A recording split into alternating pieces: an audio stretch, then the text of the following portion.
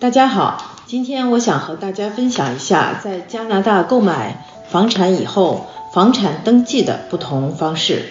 从大类上来讲，一共有2类，一是独立产权，二是共有产权。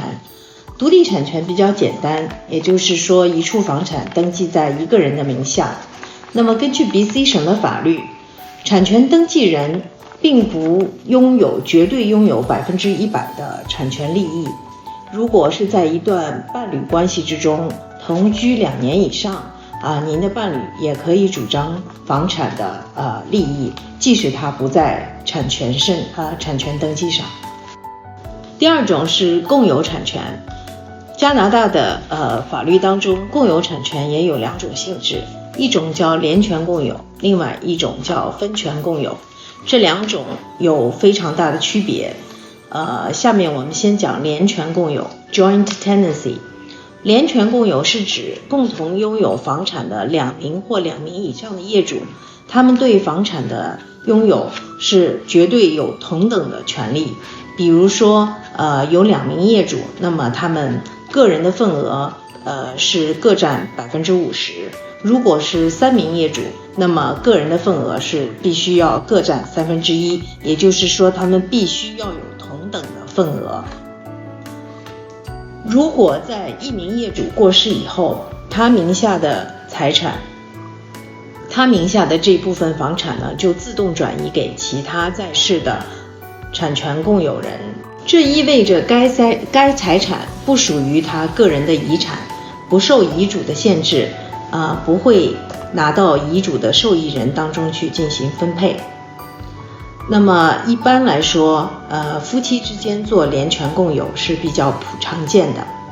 另外一种是分权共有 （Tenants in Common）。这一种呢是说，不同的2名或2名以上的业主，他可以拥有不同的份额。比如，一方可以拥有40%，另外一方可以拥有60%。通常，再婚家庭或者朋友之间合资购买物业会用这种方式，大家以出资的比例来享受不同的份额。那么在这种性质下，如果一方业主离世，他名下的这一部分房产呢，不会自动转给其他的业主，而会作为他的财产的一部分，作为他的遗产的一部分，受到遗嘱的限制，要拿到遗嘱的受益人当中进行分配。以上是联权共有和分权共有的区别。那么如果在产权文件上没有标明到底是联权共有还是分权共有， BC 省的法律是默认为这套房产是属于分权共有。那么在分权共有项下，如果在产权文件上没有标明各业主占有的份额，法律是默认为各业主占有同等的份额。就联权共有来说，我们经常会被问到，说有的父母基于为了规避遗产税的考虑，他们决定和成年子女共同购买房产，以联权共有的方式登记产权。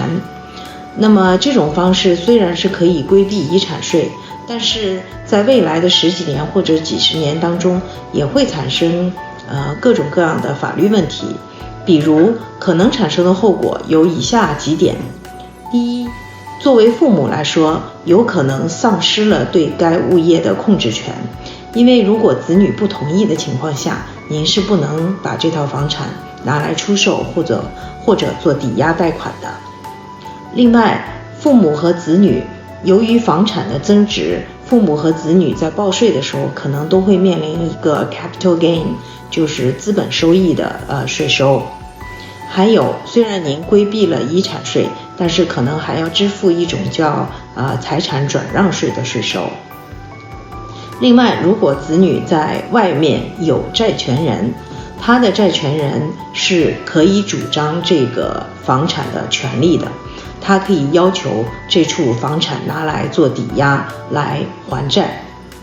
所以以上这些呢，都是有可能和父母和成年子女做联权共有有可能会产生的一些问题。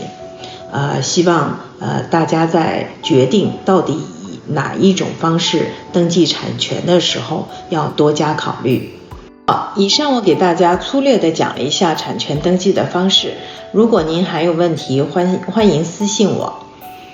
我们下次再见，谢谢大家。